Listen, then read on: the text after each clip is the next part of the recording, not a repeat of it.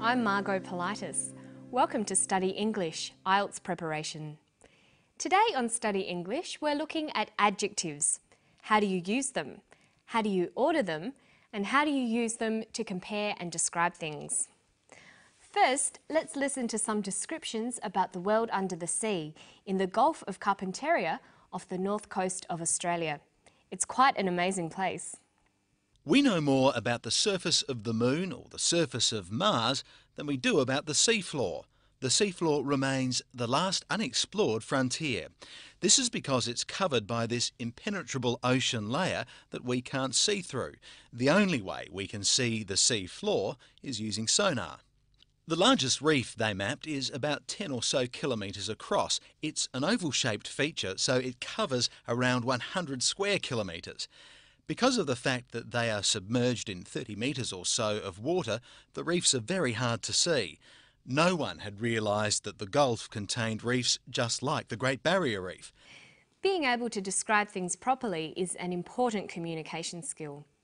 You need adjectives for descriptions. They usually come before the nouns they are describing. The red car.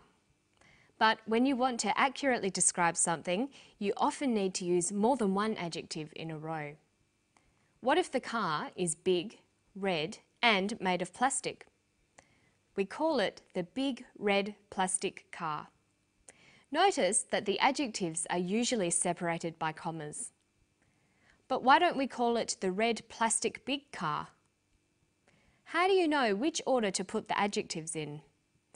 Well, for native speakers, it's just that it sounds right. But luckily, there are some rules. It's called the Royal Order of Adjectives. Let's have a look at it. First, we have the determiner. That's articles, a, an, the. Numbers, or a word that describes the amount of something. It can also be the owner, the person or thing who the noun belongs to. So determiners can be a, the, many, some, or a name like John's. So we can have a car, many cars, John's car. The second type of adjective is opinion or observation. This tells you something about the quality of the noun. Useful, cheap, ugly, beautiful. Then we have size. For example, enormous, tiny, huge. Followed by age. It could be old, modern, 7-year-old. Then shape. Perhaps oval, circular or flat. A colour, like white, black or blue. Then we have adjectives that describe origin, where the noun is from. For example, Thai, Indonesian, Australian.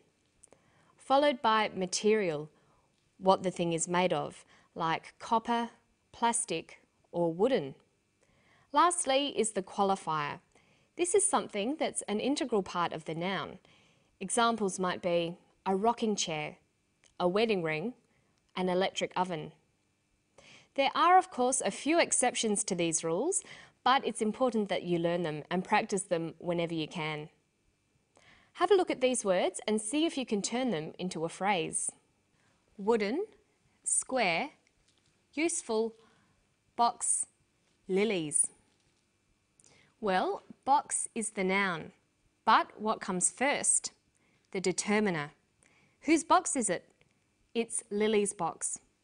So lilies comes first. Then that's followed by the observation. The box is useful. Then the shape. It's square. Then finally the material. It's a wooden box. So we have Lily's useful square wooden box. Good. Now let's listen to some strings of adjectives from the clip. The seafloor remains the last unexplored frontier. This is because it's covered by this impenetrable ocean layer that we can't see through. The largest reef they mapped is about 10 or so kilometres across. She calls the seafloor the last unexplored frontier. Let's look at that phrase. Frontier is the noun. The other words are describing the noun. First we have the determiners, the and last. Last expresses a number, so it goes second. Then unexplored. That's an observation. It's a quality of the frontier. Okay, now what about this impenetrable ocean layer? Well, layer is the noun. All the other words are adjectives. This is the determiner. Impenetrable is an observation. It describes a quality of the ocean layer. Ocean here is the qualifier. Almost part of the noun, it's not just a layer, it's an ocean layer.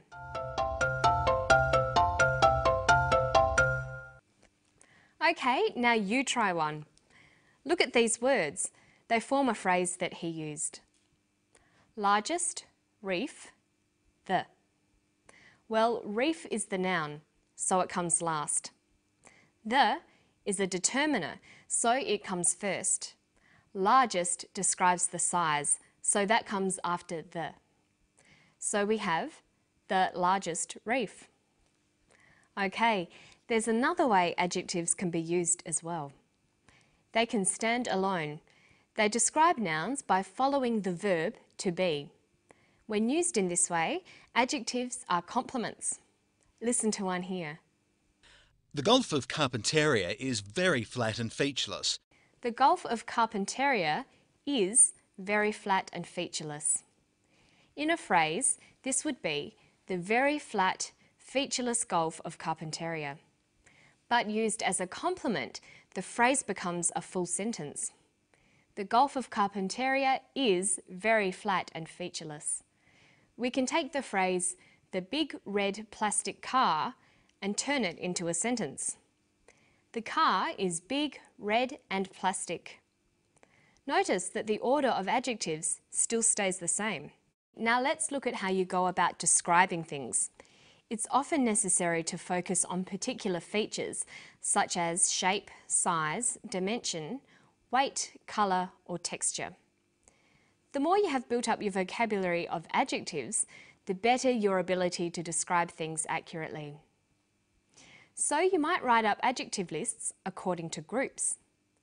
To describe shapes, we can say circular, triangular, rectangular, spherical, but we just say square. It's also possible to describe something by saying it's like something common. So we can say something is egg-shaped or kidney-shaped. Listen. The largest reef they mapped is about 10 or so kilometres across. It's an oval-shaped feature, so it covers around 100 square kilometres. When you're writing, you should always aim to make your descriptions as accurate as you can. But sometimes you can't be exact and you need to describe something approximately. The largest reef they mapped is about 10 or so kilometres across. It's an oval-shaped feature, so it covers around 100 square kilometres. Because of the fact that they are submerged in 30 metres or so of water, the reefs are very hard to see. Dr. Harris uses the words about, around, or so with numbers.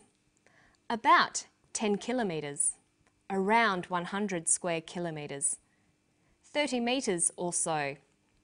Notice that the phrase or so always comes after the number, but the others all come before. You might also hear people say around about. In formal language, we'd probably say approximately. These are all signs that the amount is not exact. And now it's around about time for me to go. I'll see you next time for more Study English. Bye-bye.